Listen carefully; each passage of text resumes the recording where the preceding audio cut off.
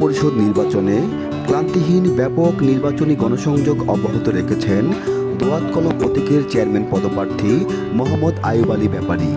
তিনি চাঁদপুর সদর উপজেলার প্রতিটি ইউনিয়ন এবং পৌরসভার প্রতিটি ওয়ার্ড সহ পাড়া মহল্লা হাট বাজারে ভোটারদের ধারে ধারে ক্লান্তিহীন নির্বাচনী গণসংযোগ অব্যাহত রেখেছেন।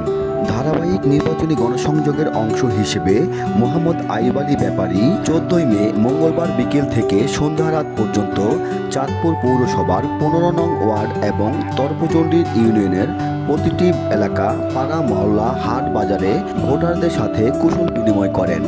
এ সময় তিনি ভোটারদের সাথে কুশল বিনিময় শেষে দোয়াত কলম প্রতীকে ভোট কামনা করেন।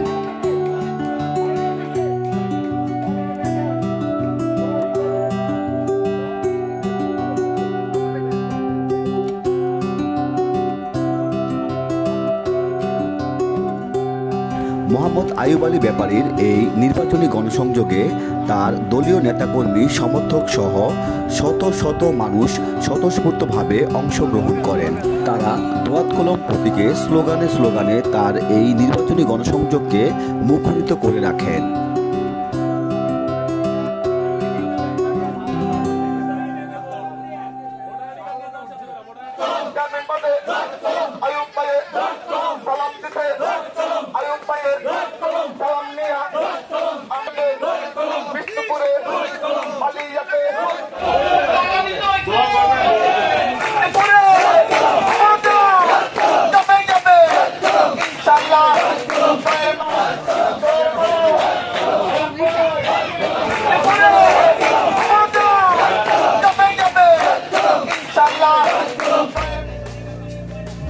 পরিষ্কারভাবে সন্ত্রাস নৈরাজ্যের বিরুদ্ধে সন্ত্রাসীদের বিরুদ্ধে আমাদের প্রার্থী হলো আইয়ুব আলী ব্যাপারী।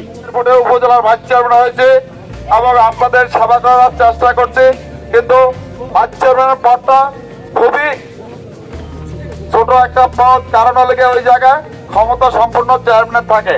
আপনারা যদি আমাকে চেয়ারম্যান বানান, আমি আপনাদের সেবা করতে চাই এবং আপনারা 21 তারিখ মঙ্গলবার সারাদিন দোয়াত কলম মার্কায় ভোট দিবেন।